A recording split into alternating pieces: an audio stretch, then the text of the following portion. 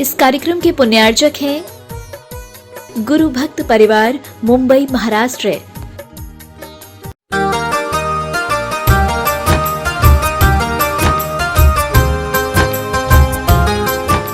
जैनम जयतु शासनम विश्व कल्याणकारकम। उपस्थित पुण्यात्मा महानुभाव उपगुवन अंग के संबंध में कुछ चर्चा कर रही थी। उपगुवन अंग क्या है और उपगुवन अंग का किस प्रकार से कैसे पालन करना चाहिए देख रहे थे। उपगुहन यानी ढांकना, गोपन करना, किसका? बुराई का, दोष का। क्यों? जिससे जन शासन मलिन न हो। और ये कार्य समग्र दृष्टि ही कर सकता है, मिथ्या दृष्टि के माध्यम से ऐसा कार्य नहीं हो सकता।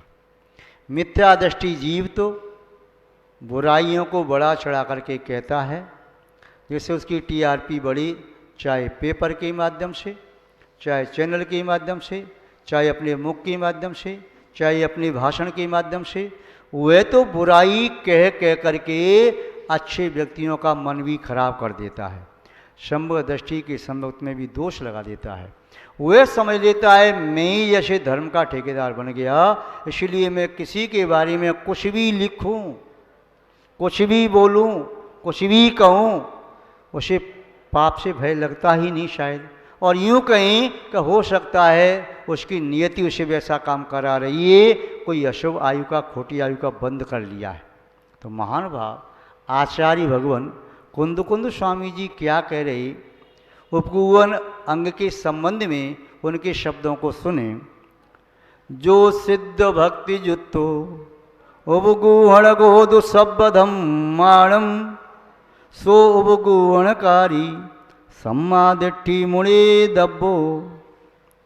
जो सिद्ध भक्ति जुत्तो, जो सिद्धों की भक्ति से युक्त है, सिद्धों की भक्ति करता है, जो वर्तमान काल में सिद्ध हो रही उनकी भक्ति करता है, अतीत काल में जो सिद्ध हुए उनकी भक्ति करता है, भविष्य में जो सिद्ध होंगे उनकी भक्ति करता है। और उस सम्यक दृष्टि धर्मात्मा को प्रतीक आत्मा में शक्ति रूपी में परमात्मा दिखाई देता। भले ही किसी धर्मात्मा का आज चारित्र मोनी कर्म का तीव्र उदय चल रहा हो, वे भी आज नहीं तो कल सिद्ध बन सकता है। जब एक निगोदिया जी में सिद्ध बनने की पात्रता है, जब वह एक शक्ति रूपी सिद्ध माना जा सकता है, परमात्मा माना जा सकता है, तो फिर जो आज धर्म के मार्ग पर चल रहा है, जिसके चारित्र में कहीं दोष लग रहा है, जिसके देश व्रतों में दोष लग रहा है, जिसके सम्यक में दोष लग रहा है, क्या भविष्य का परमात्मा नहीं हो सकता? अवश्य हो सकता है। फिर व्यक्ति अपनी किसी भी गुण को देखकर, शब्द ज्ञान व पांडित्य को देखकर, किसी भी अपनी उपलब्धि को देखकर दूसरे की निंदा करने में चूकता नहीं, किंतु समग्र दृष्टि दूसरे की निंदा करता नहीं। समग्र दृष्टि दूसरे की निंदा करता नहीं। महाराज जी तो जो निंदा कर रहे हैं वे सब मिथ्या दृष्टि हैं क्या? हाँ, दीर्घ काल तक निंदा कर रहे हैं तो उन्हें हम नहीं, आचार्य नेमिचंद सिद्धांत सरस्वती मिथ्या दृष्टि कह रहे, आचार्य वीरशंकर स्वामी मिथ्या दृष्टि कह रहे। क्यों? आत्म प्रशंसा और पर निंदा करने से कौन से कर्म का बंध होता? नीच गोत्र का। कौन से कर्म का बंध होता है? नीच गोत्र का बंध होता है। ऐसा आचार्य उमा स्वामी महाराज ने भी लिखा। पुष्प में गंध होगी तो भ्रमर अपने आप आ जाएगा, शक्कर में मिठास होगी, चींटी अपने आप आ जाएगी। कभी शक्कर ने चींटी को पत्र नहीं भेजा, कोई इनवाइट नहीं किया कि मेरे पास आप मिठास है। पुष्पों ने कभी पत्र नहीं भेजे भ्रमर के पास, तितली के पास, मेरे पास आओ सुगंध है। सुगंध होगी तो अपने आप आएगा। इसीलिए जीवन में केवल इतना नियम ले लो कि चाहे कुछ भी हो जाए, मैं अपने मुख से अपनी प्रशंसा नहीं करूंगा और कभी जीवन में अपने मुख से दूसरों की निंदा नहीं करूंगा, न सुनूंगा।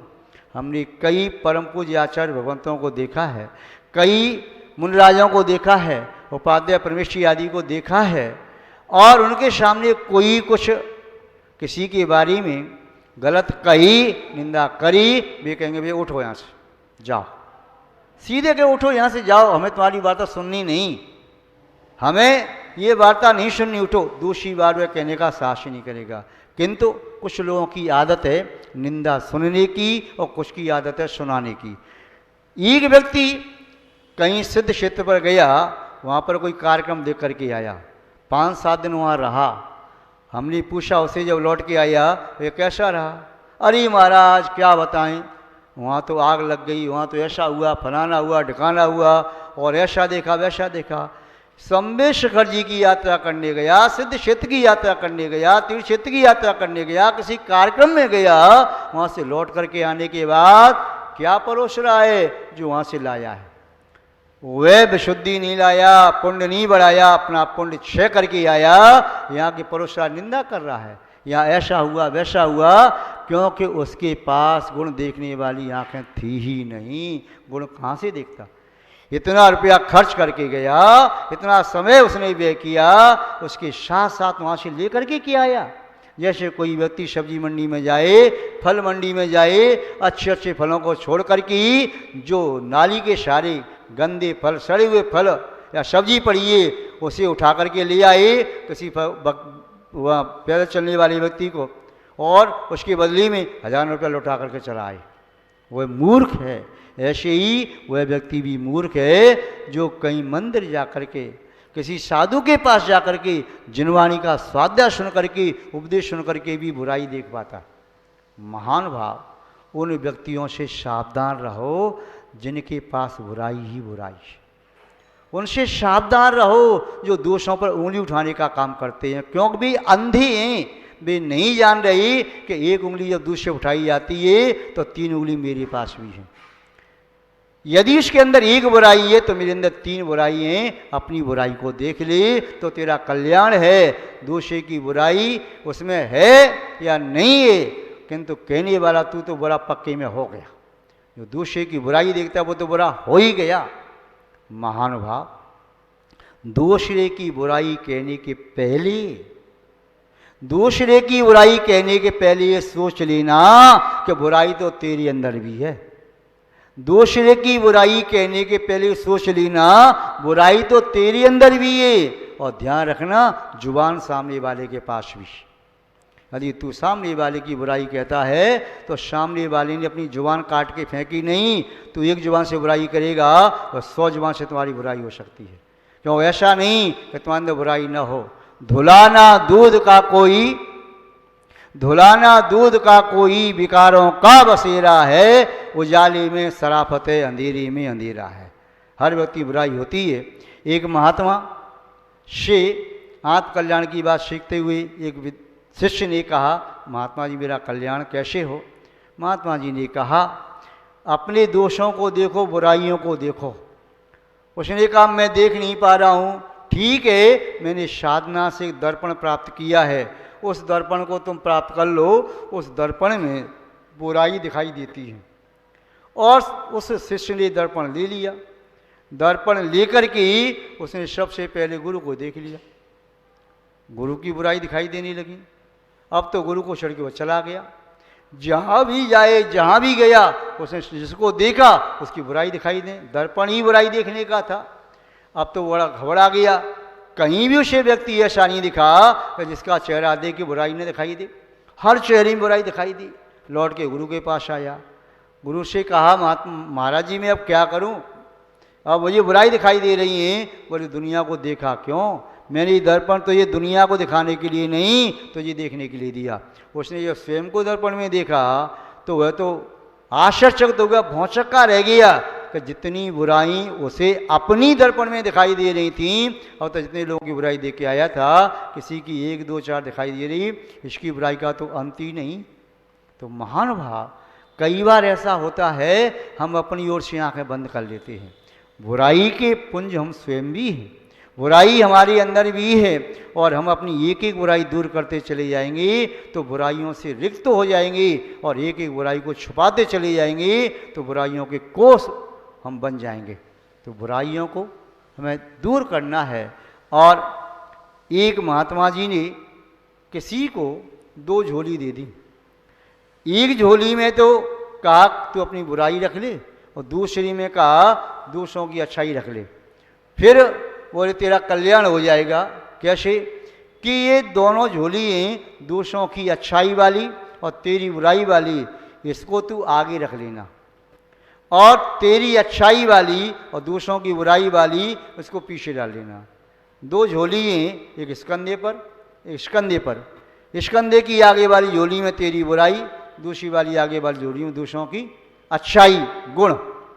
किंतु उसने क्या किया, जल्दबाजी में ये किया कि अपनी बुराई वाली झोली पीछे की ओर, अपनी अच्छाई वाली झोली आगे की ओर, दूसरे की अच्छाई वाली झोली पीछे की ओर और दूसरे की बुराई वाली झोली आगे की ओर। अब जब भी झोली में हाथ डालता है तो दूसरे की बुराई निकल के आती है, अपनी अच्छाई निकल के आती है। ये क्रम कब से प्रारंभ हुआ, कहाँ से प्रारंभ हुआ मालूम नहीं, किस महात्मा ने किसको भी झोली दी थी मालूम नहीं, इसमें तथ्य जरूर समझ में आ रहा है। प्राय करके अधिकांश व्यक्ति ऐसी झोली टांग करके चल रही हैं जिनकी आगे वाली झोली में स्वयं की अच्छाई दिखाई देती है और दूसरे की बुराई दिखाई देती है, और स्वयं की बुराई वाली झोली और दूसरी की अच्छाई वाली झोली पीछे डाल दी है। और जब से झोली डाली है झोली बदलने का समय ही नहीं मिला, बदली ही नहीं, इसलिए महान भाव वह पतित हो रहा है। आचार्य भगवान कुंदकुंज स्वामी कह रहे हैं कि जो सिद्ध भक्ति युक्त हो, जो सिद्धों की भक्ति से युक्त है, सिद्धों के प्रति भक्ति का भाव रखता है, वर्तमान के सिद्ध, अतीत के सिद्ध या भविष्य काल के सिद्ध हैं, जो भी सिद्ध हैं उन सभी सिद्धों के प्रति भक्ति का भाव रखता है, ऐसा वह भक्त उस भक्ति के भाव से स्वयं सिद्ध बनने की पात्रता को प्रकट कर लेता है। और वही व्यक्ति उपगुणगोदु सब धम्माणम, वह सभी धम्मीणम, सभी धर्मात्माओं की बा जो धर्म उसने धारण किया है, चाहे वैराग धारण किया, चाहे वात्सल्य भाव है, चाहे संयम है, चाहे तप है, तत्व चिंतन है, प्रशस्त ध्यान है, या सम्यक ज्ञान चारित्र है, कोई भी धर्म है, आत्मा का कोई भी स्वभाव है, उन सभी स्वभाव में लगे हुए किसी के दोषों को वह ढांक देता है, वह प्रमार्जन करता है। तो वह स्व उपगुणगारी, उपगुण करने वाला व्यक्ति सम्मा दृष्टि मुड़ी दब्बो, उसे समग्र दृष्टि मानना चाहिए। ऐसा आचार्य कुंदकुंज स्वामी जी ने कहा। आचार्य समंतवत स्वामी ने जो उपगुण अंग के बारे में उदाहरण दिया, तो जिन भक्त शेठ का उदाहरण दिया, कैसा उदाहरण दिया, वह उदाहरण आपको भी अपने सम्यक्त को निर्मल बनाने के लिए बार बार चिंतन करना चाहिए।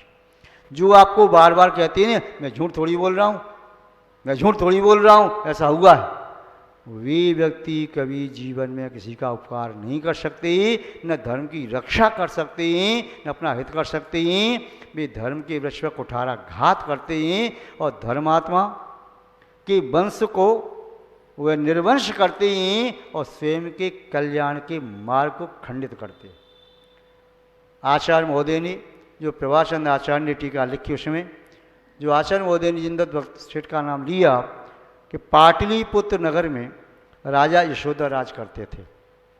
उनकी रानी सुसीमा, उनकी एक सुवीर नाम का पुत्र था जो व्यसनी था, कुसंगति में पड़ गया और कुसंगति में पड़ करके व्यसनों का सेवन करते हुए चोर बन गया, चोरों का सरदार हो गया।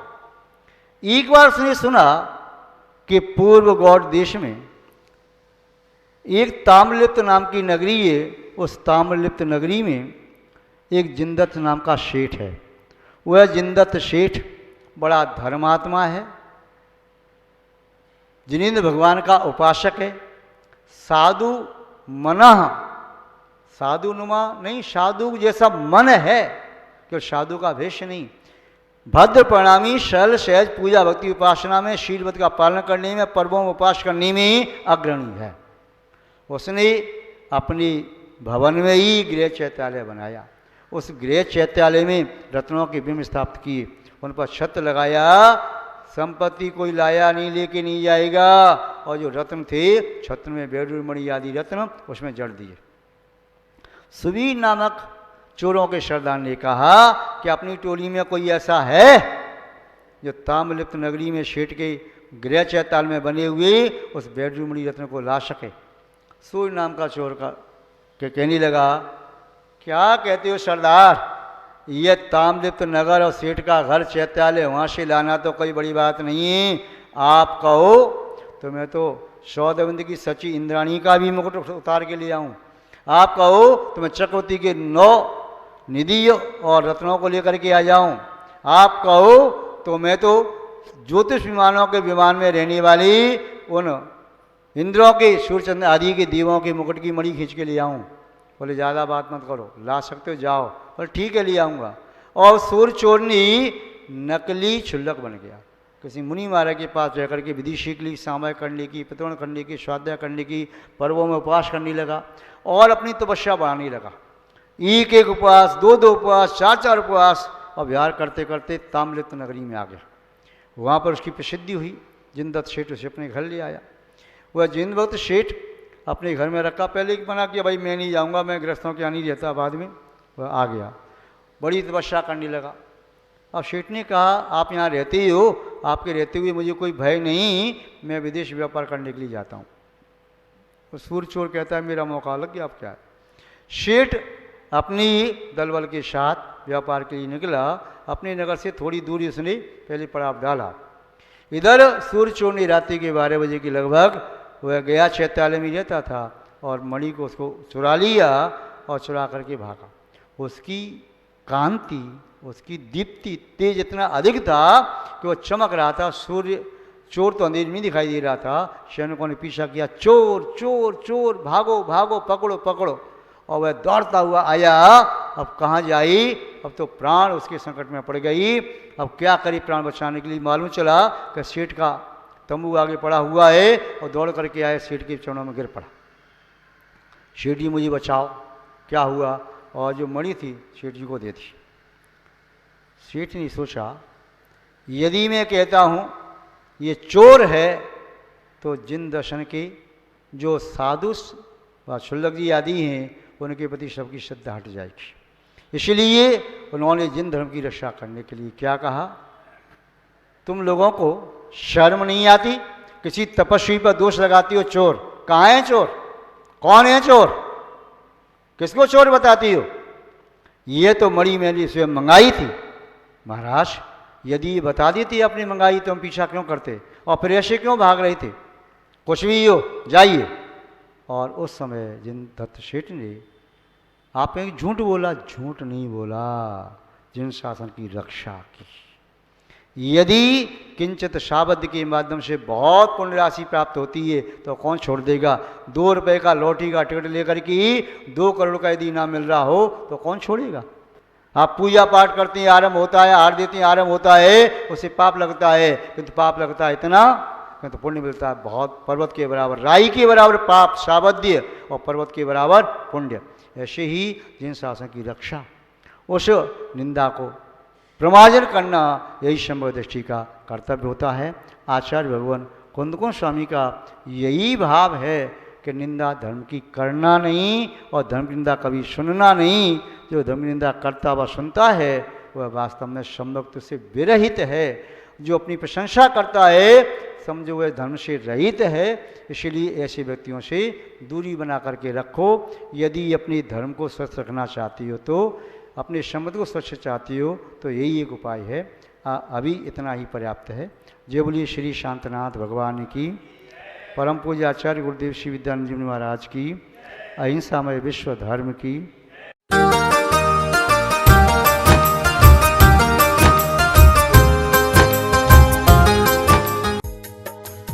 इस कार्यक्रम के पुण्यार्जक थे गुरु भक्त परिवार, मुंबई, महाराष्ट्र।